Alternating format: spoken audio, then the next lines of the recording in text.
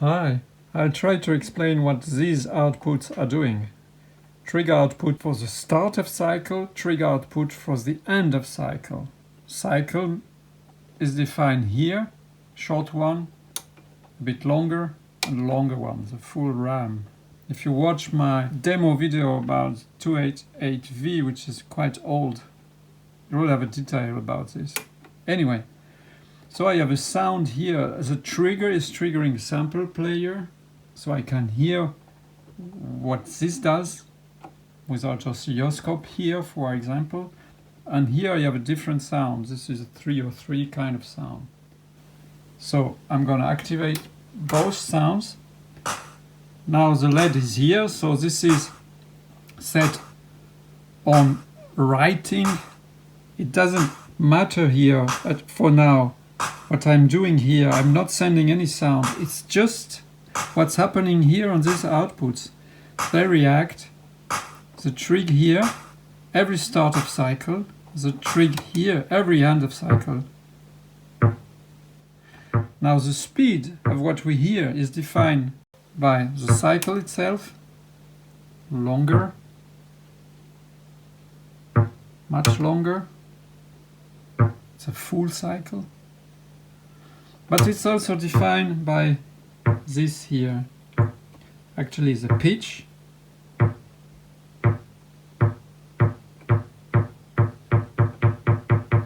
Okay. So let's say this is normal speed. This would be way slower. But it's also defined by this switch. Here it's faster. Oh wow, okay, not really.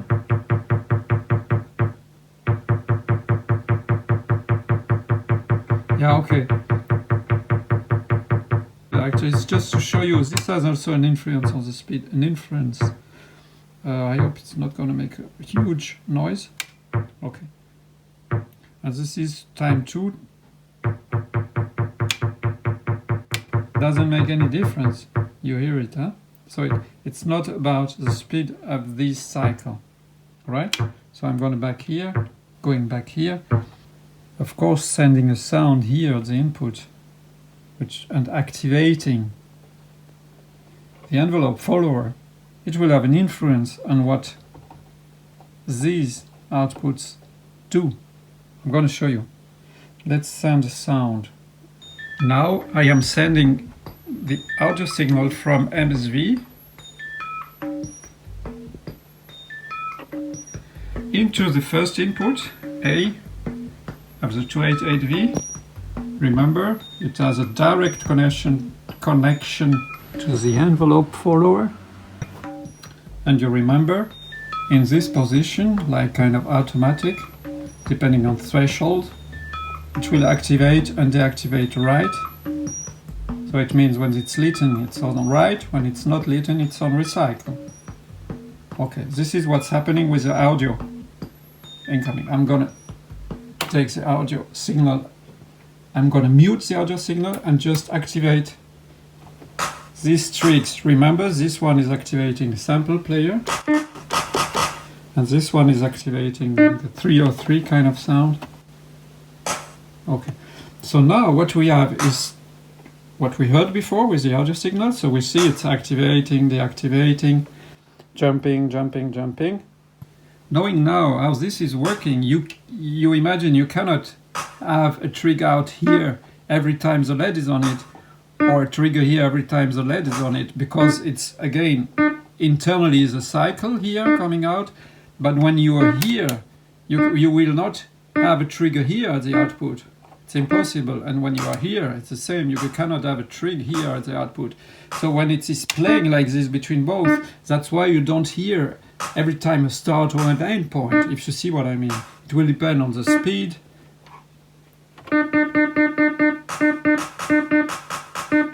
Of the cycle. Yeah, you remember? Here we can make it very fast, so the cycle is faster, so now we have more chance.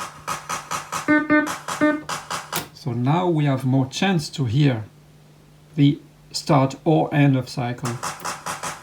Meaning to have I mean, we have more chance to have a trigger at the output or a trigger at the output.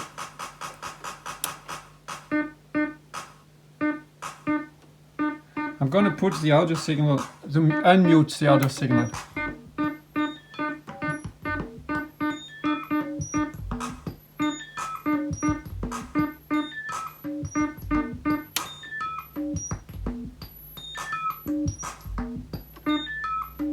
The cycle is very long now, so we don't hear them anymore.